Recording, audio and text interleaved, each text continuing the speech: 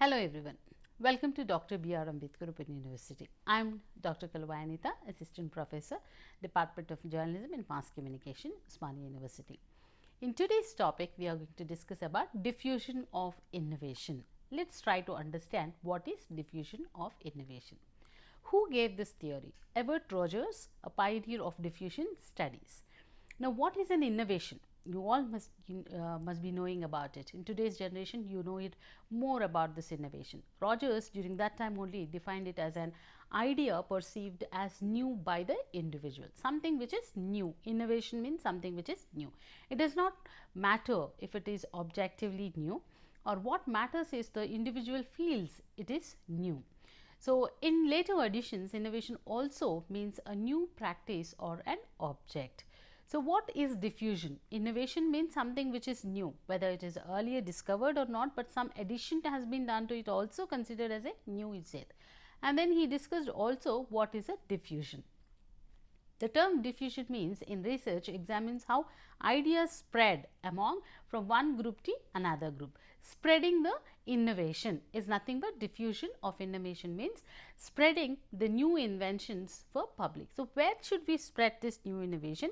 How do we do that, and how did he understand this particular theory? Let us try to understand. Everett Rogers, in the pioneer of diffusion studies of media technologies, was an farm boy trained in modern agriculture. So, this theory had his birth from the agriculture sector. So, he was also working in the agricultural sector as a farm boy.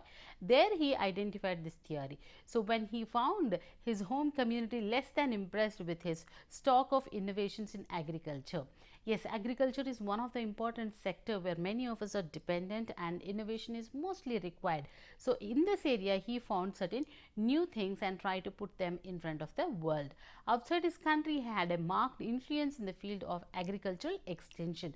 So, this particular theory is mostly found in the agricultural extension and in the sector of agriculture.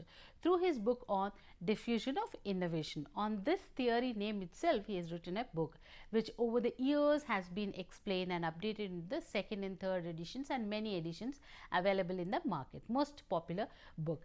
And he developed this concept and theory of this diffusion of information from a synthesis of diffusion research studies in the developing world as well. And also he defines the innovation as an idea perceived by the individual. So, there is one practice that has been going on from a long period of time, but you break it and try to come up with a new method is nothing but innovation. It really matters, even though it is a little thing, it matters a lot if it is concerned with the human behavior, because acceptance is a big deal. That also he says. Generally, we don't accept things so quickly. Innovations have to be adopted, otherwise they go fail.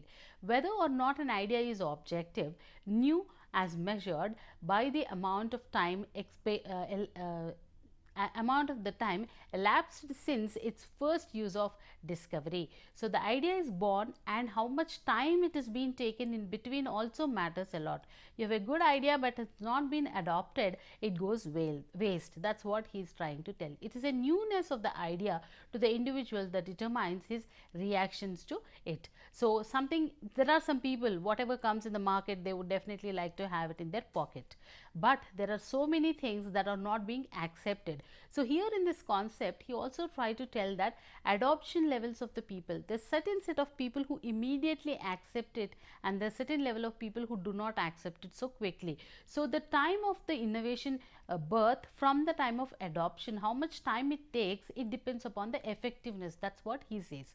As we go into detail, we will try to understand it more. However, an innovation is no more just an idea, it is also a practice and object perceived as new by an individual. Indeed, by the third edition, he began to use a word technology as a synonym for innovation, and today technology is everywhere. We adopt technology. There were no iPhones and these kind of Androids earlier. People used to use traditional methods of communications, but today we all are tech savvy and we use all the technology in our daily lives. So, adoption is very important. That is what Rogers says. And then urge the adoption of the convergence model, means you merge so many things into that. Now, we just not only use mobile phone only for phone calls, we also use it for videographies, we also use for photographs, we also use for internet. So convergence, including so many things together, also is an important element that he was talking about. And communication networks that are in operation during the process of diffusion. So like that, it will start spreading. In the mid of 1970s, Rogers proclaimed the passing of the dominant paradigm. So at that point of time, Western culture and Western ideologies were highly adopted by the Indians in terms of agriculture, lifestyle, many things.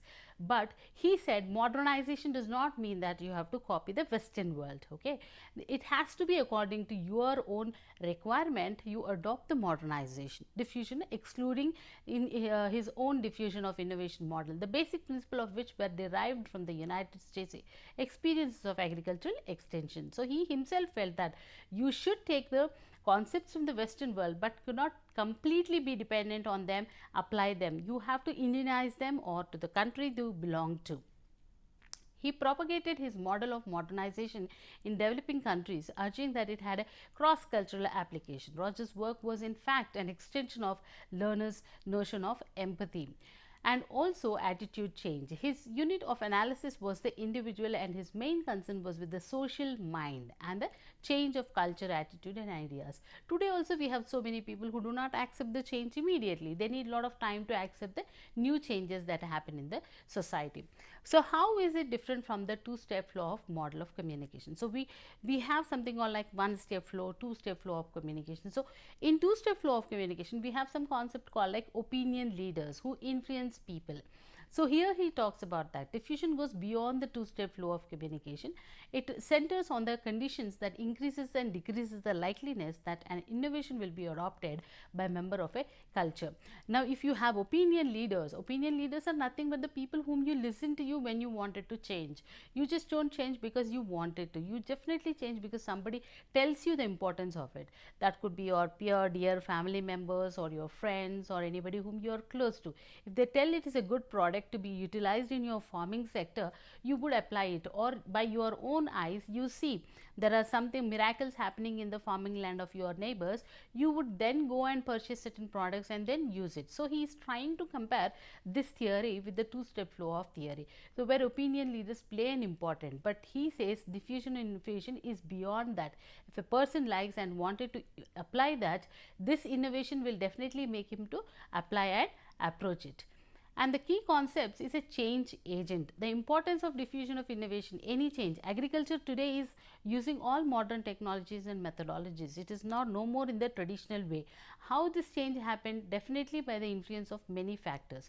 Multi-step diffusion, the opinion leader still has a large influence on the society, but there is also another intermediately called the change agent. The change agent is something who encourages an opinion leader to adopt or reject an innovation. That could be even mass media also. The main idea of this diffusion of innovation explains how over a period of time an idea or a product gains momentum and spreads through a specific population or social system. If we take an example of social media only, social media was introduced in the years of 1990s, so but today you see social media everywhere, but in 2000s it was only with a very limited of people, and many people did not even willing to accept the social media. Today without WhatsApp, without YouTube, without Instagram, people are not spending their days, but earlier they were existing from 1990s onwards, they were existing, but in this 2020s and after that only, after COVID the usage is more. Many studies says after COVID the usage of internet and all these social media platforms have increased. That is because the momentum has spread through a specific population or social system after a period of time. This was identified by Rogers in 1940s only, you imagine, which means it is applicable even in 2025 also, 26 also. So how well they have understood the mindset of the people is what it says. So now applying the diffusion of innovation in the digital age, diffusion of innovation works as same way but much faster, right? We have so many new applications, apps, AI tools and social media platforms that can reach millions within days. It doesn't even take any years also, but opinion leaders are now in social media influencers. Today we call them as influencers or YouTubers or tech bloggers. So what they say, there are many youth who follow them. They adopt their technologies, and digital change agents like target ads and push notifications algorithms replace human messengers. So all this is nothing but part of diffusion of innovation only. Okay, the barriers to adopt include lack of internet access. If you don't get internet only, you won't be able to use. Otherwise, whoever is getting internet access, all of them are using. Digital literates they are becoming. Fear of new, there is no fear of new technology. Maybe if there are somebody who is fear of technology, security aspects, they may not use it. That's what they are saying. But a lot of people are adopting the 5 stages, which is first having awareness about a product, and then having an interest on it, then evaluating whether it is suitable to me or not, giving a small trial, and finally adopting it. These 4 stages, whether it is agriculture or it is your personal life or a product, anything applies commonly. So still apply, but happen at lightened speed. It depends upon the product that you are using.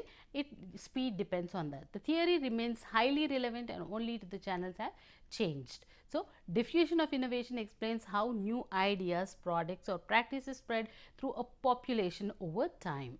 In the digital age, this process has accelerated dramatically, with social media influencers replacing traditional opinion leaders. The concept is still there, but in a different form. Today we call them as influencers, as I said.